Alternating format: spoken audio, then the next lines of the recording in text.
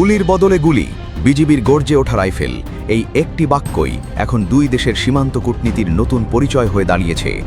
দীর্ঘ কয়েক দশক ধরে বাংলাদেশ ভারত সীমান্ত মানেই ছিল এক চিরস্থায়ী আতঙ্ক আর রক্তপাতের মৃত্যু উপত্যকা, যেখানে প্রতিশ্রুতির মিষ্টি কথার আড়ালে নিয়মিত ঝরেছে সাধারণ মানুষের প্রাণ।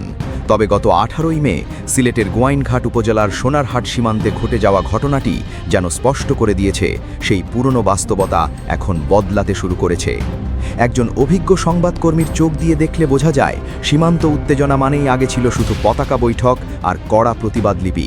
কিন্তু সোনারহাটের সেই তপ্ত দুপুরে বিজিবি 48 ব্যাটালিয়নের জওয়ান রাজা দেখালেন, সামরিক বিশ্লেষকদের ভাষায় সেটি ছিল এক নতুন রুলস অফ এনগেজমেন্টের প্রকাশ।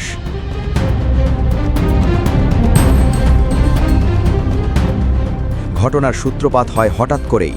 কোনো ধরনের পূর্ব উস্কানি ছাড়াই বিএসএফ আন্তর্জাতিক সীমান্ত আইন লঙ্ঘন করে বাংলাদেশিদের লক্ষ্য করে গুলি ছুড়তে শুরু করে।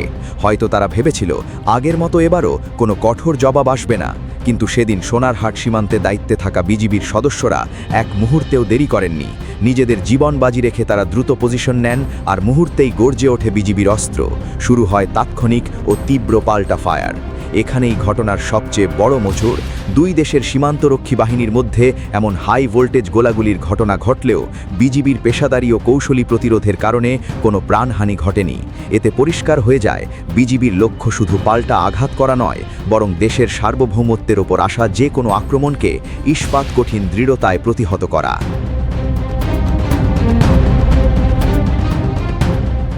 সামরিক বিশ্লেষকদের মতে বিজিবির এই কঠোর জবাব ভারতের নীতি নির্ধারকদের জন্য বড় ধরনের মনস্তাত্ত্বিক ধাক্কা।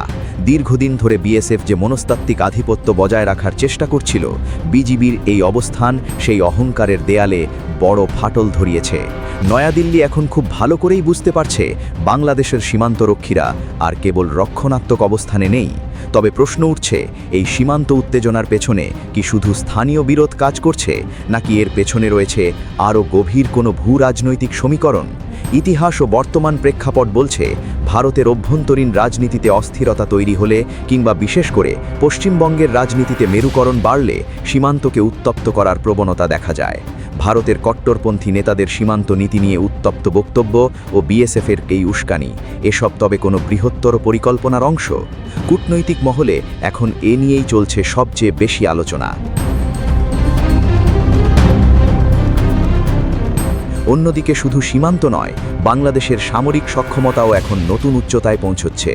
পাকিস্তান ও চীনের যৌথ প্রযুক্তিতে তৈরি অত্যাধুনিক JF-17 যুদ্ধবিমান বাংলাদেশের আকাশ প্রতিরক্ষায় যুক্ত হওয়ার খবর আন্তর্জাতিক মহলে ব্যাপক আলোচনার জন্ম দিয়েছে। অনেক বিশ্লেষকের মতে, ভারতের নিজস্ব তৈরি তেজাস যুদ্ধবিমানের তুলনায় JF-17-এর গতি ও কার্যকারিতা বেশ কিছু ক্ষেত্রে এগিয়ে। এই যুদ্ধবিমান একই সঙ্গে আকাশ ও স্থলভাগে আক্রমণ চালাতে সক্ষম এবং একসাথে একাধিক লক্ষ্যবস্তু ট্র্যাক করতে পারে। ফলে দক্ষিণ এশিয়ার আকাশসীমার শক্তির ভারসাম্যেও নতুন হিসাব নিকাশ শুরু হয়েছে।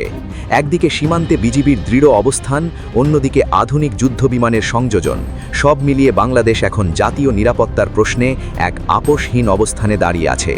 শুধু তাই নয়, বঙ্গোপসাগর ও সেন্ট মার্টিনকে ঘিরে যুক্তরাষ্ট্র ও চীনের ভূকৌশলগত প্রতিযোগিতার মধ্যেও বাংলাদেশের অবস্থান পুরো অঞ্চলের রাজনীতিকে আরও গুরুত্বপূর্ণ করে তুলেছে। সোনারহাটের এই ঘটনা সাধারণ মানুষের মনেও নতুন আত্মবিশ্বাস তৈরি করেছে। মানুষ এখন অনুভব করছে, তাদের সীমান্ত আর অরক্ষিত নয়। বিজিবি সর্বোচ্চ সতর্ক অবস্থানে থেকে স্পষ্ট বার্তা দিয়েছে, দেশের 1 ইঞ্চি মাটি রক্ষায় তারা কোনো ধরনের ছাড় দেবে না। গুলির বদলে গুলি, এটি শুধু একটি সামরিক প্রতিক্রিয়া নয়, এটি একটি স্বাধীন দেশের আত্মসম্মান, সার্বভৌমত্ব এবং অদম্য প্রতিরোধের প্রতীক।